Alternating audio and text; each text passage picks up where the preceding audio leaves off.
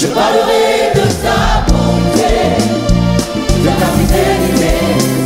Je dirai tout haut, tout haut, tout haut, ce que tu as fait pour moi. Je proclamerai la gloire de ton nom. Je parlerai de ta bonté, de ta fidélité.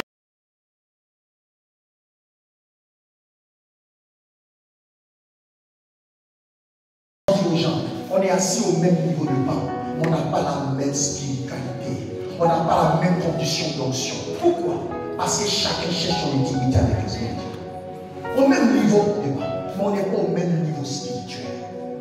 On n'a pas le même niveau spirituel. Pourquoi? Parce que chacun doit creuser et trouver. Alors, cherche, trouve l'onction qu'il faut.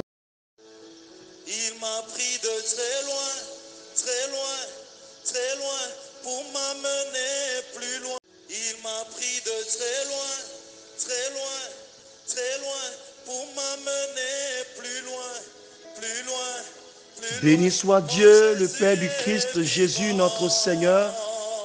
Oui, il nous a donné dans les cieux, dans le Christ, toute bénédiction spirituelle. En lui, il nous a choisis avant la création du monde pour être devant lui saint et sans tache. Au nom du Père et du Fils et du Saint-Esprit, Amen. Que les paroles de ce cantique te fassent du bien.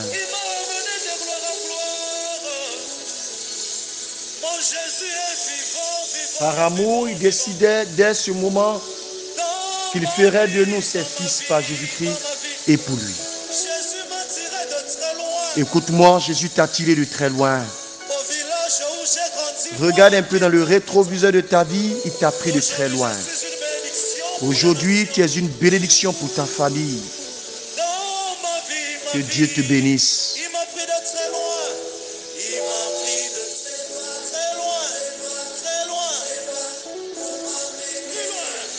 Plus loin, Jésus est en train de t'amener plus loin. Jésus est en train d'amener Reum Dei plus loin. Écoute les paroles de ce cantique. Écoute les paroles de ce cantique. Jésus t'a pris de très loin, il m'a pris de très loin. Pour t'amener plus loin, pour m'amener plus loin. Jésus vivant, Jésus vivant, Jésus vivant. Ah oui, vous ne savez pas là où Dieu nous amène. Parce que Dieu t'amène de gloire en gloire. Jésus puissant, Jésus glorieux, Jésus miséricordieux.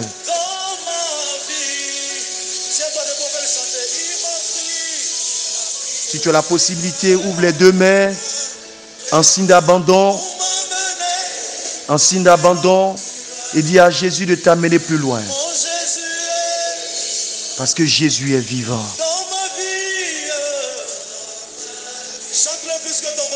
Oh Seigneur, merci pour ta grâce.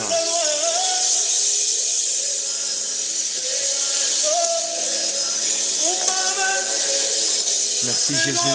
Plus loin, plus loin, plus loin. Honneur à toi Seigneur. Honneur à toi Jésus. Honneur à toi. Honneur à toi. Honneur à toi Seigneur. Honneur à toi pour les siècles sans fin. Honneur à toi Seigneur. Jésus vivant. Jésus glorieux. Jésus puissant. Jésus miséricordieux. Jésus puissant. Que l'honneur et la gloire te reviennent Seigneur. Fils et filles d'Israël, soyez abondamment et puissamment salués. Une semaine commence, une nouvelle semaine commence, une semaine de gloire, de puissance, d'élévation. Une semaine remplie de l'amour de Jésus-Christ. Que Dieu te bénisse, que Dieu t'élève. Alors, nous continuons de prier pour tous ces élèves qui sont en train de passer le second tour du baccalauréat au niveau du Burkina Faso. Nous demandons au Seigneur de poser son regard sur nos enfants, sur nos connaissances, afin que cette année, la joie leur soit accordée. que à la proclamation des résultats, ils puissent entendre et les numéros et leurs noms, et que lorsqu'on va afficher le résultat final, leur nom soit toujours affiché sur la liste des admis au nom puissant de Jésus-Christ de Nazareth. Nous prions pour toutes ces familles qui traversent des épreuves en ce moment.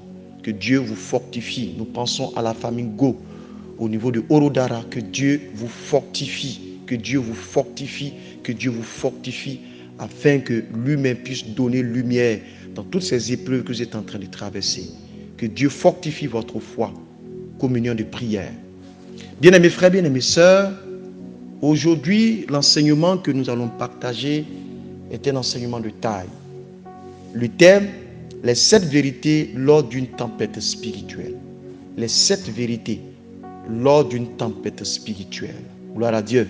Et le texte d'appui est de Marc 4, le verset 35 au verset 41. Marc 4, le verset 35 au verset 41. Je vais te demander déjà de prendre ta Bible et de chercher Marc 4, le verset 35 au verset 41. Alors, cette vérité que quand tu traverses une tempête spirituelle, à savoir absolument pour toujours tenir en Jésus-Christ. Cette vérité, gloire à Dieu. Le texte, vous le connaissez, il s'agit de l'histoire de la tempête lorsque Jésus avait demandé à ses disciples d'aller de l'autre côté de la rive. Alors les disciples vont monter dans la barque avec Jésus et voilà que la tempête se lève. Une tempête, une grande tempête. Les disciples paniqués commencent à appeler Jésus pour le réveiller. Jésus vient calmer la tempête. Gloire à Dieu. Nous avons d'une manière ou d'une autre entendu parler de ce passage. Nous avons peut-être lu, nous connaissons peut-être l'histoire. Mais aujourd'hui, avec les 7 vérités, lors d'une tempête spirituelle, ce que tu dois savoir, tu vas aller encore en profondeur de ce passage pour mieux t'outiller, pour mieux t'appuyer à ne pas vaciller quand une tempête spirituelle se lève dans ta vie, mais à tenir toujours bon en Jésus-Christ de Nazareth. La vie peut nous réserver des supplices inattendus. Pour les disciples, c'était certainement le cas. Ce qui avait l'air d'être une balade sympathique se transforme en tempête. Tout d'abord, c'est un petit vent qui se lève, puis quelques nuages, une goutte ou deux, et en peu de temps, il se trouve au milieu, d'une tempête, Fils et filles d'Israël, ce passage est tellement pertinent pour nous en ce moment. Personne n'aurait pu prédire l'immensité des situations que toi tu traverses. Personne ne pourrait prédire ça. L'immensité des difficultés que tu traverses. L'immensité, des épreuves que tu traverses. Dans la tempête, il est crucial pour nous de nous accrocher à la vérité de la parole de Jésus-Christ de Nazareth. Alors, voici 7 vérités qui sont essentielles à notre foi chrétienne. 7 vérités. La première vérité, je l'ai appelée les promesses de Dieu se réalisent. Les promesses de Dieu se réalisent. Jésus dit aux disciples, passons sur l'autre rive, passons sur l'autre rive. Bien plus que juste un bon plan, ces paroles vont se réaliser peu importe ce qui est dans le chemin, peu importe la taille de la tempête ou l'obstacle, la destination est fixée. La destination est fixée. Passons sur l'autre rive. Allons de l'autre côté de la rive. Voilà la promesse que Jésus demande. Jésus dit à ses disciples. La meilleure chose à faire dans ces perturbations est de se rappeler des promesses de Dieu. Gloire à Dieu. Est de se rappeler des promesses de Dieu. Évitons la panique en nous accrochant, à d'autres situations. Évitons la panique, mais accrochons-nous à la parole de Dieu. Cherchons à nous rappeler des promesses de Dieu dans notre vie, dans notre situation actuelle. Rappelle-toi de ce que Jésus t'a promis. Rappelle-toi, gloire à Dieu. C'est dans ce sens-là que tu vas t'appuyer sur ses promesses pour lui dire, Seigneur, tu as eu à dire ceci dans ma vie. Tu as eu à dire ceci dans ma famille. Seigneur, tu as parlé ainsi pour moi. Alors je t'en prie, lève-toi, car c'est le moment. Gloire à Dieu. C'est la première vérité. Les promesses de Dieu se réalisent toujours. Les promesses de Dieu se réalisent toujours. Les obstacles, les épreuves ne peuvent pas faire dévier. Non, ils ne peuvent pas faire dévier la destination. Car la destination est fixée. La destination est connue. La deuxième vérité, Jésus est présent. Est-ce que tu peux me répéter ça? Jésus est présent. Est-ce que tu peux répéter cela avec conviction? Jésus est présent. La deuxième vérité, fils et filles d'Israël, se trouve au verset 36. Se trouve au verset 36. Il l'amenait dans la barque où il se trouvait. Où il se trouvait. Jésus est dans la barque. Jésus est dans la barque. Sa présence est notre assurance. Sa présence est notre assurance. Littéralement, tu assures seulement des choses qui existent, n'est-ce pas? Si tu as une assurance voiture, tu possèdes une voiture.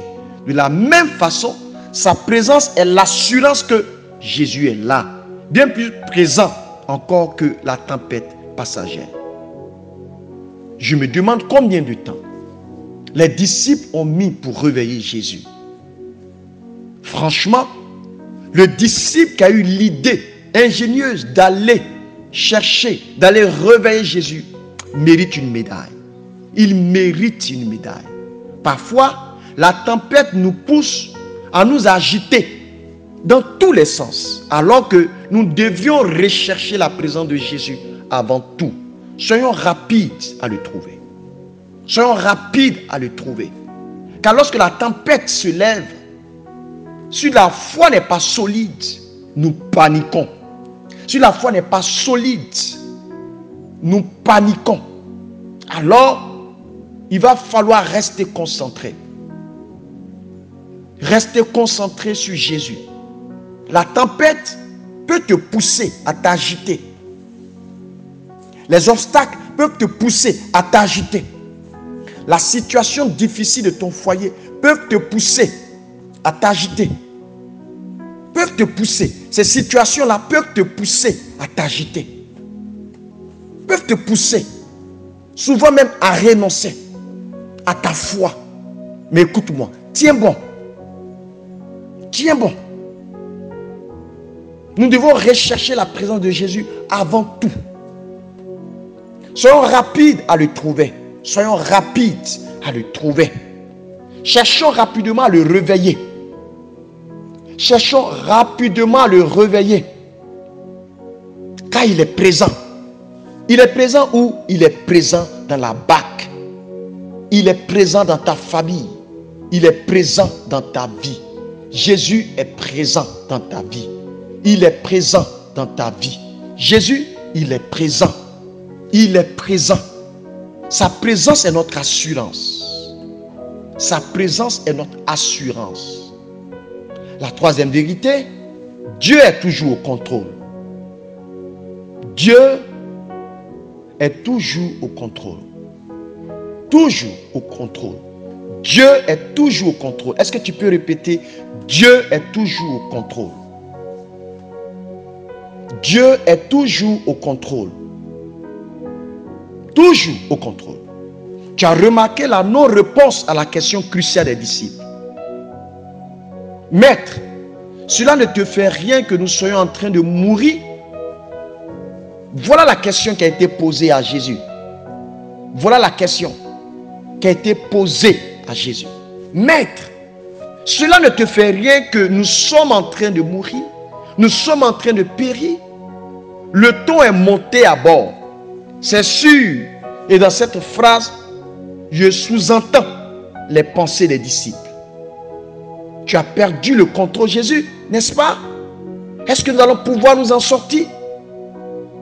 Au lieu de répondre à leurs doutes, au lieu de répondre à leur manque de foi, de conviction, Jésus menace la tempête. Et ainsi, il enlève le doute, l'incrédulité, d'une fois pour toutes. Non, je suis toujours au contrôle. Non, je suis toujours au contrôle. Non, cette situation ne m'a pas prise par surprise. Mon ami, ne t'inquiète pas. Ne t'inquiète pas. Dieu est toujours au contrôle de ta vie. Aussi menaçante que ta situation puisse l'être.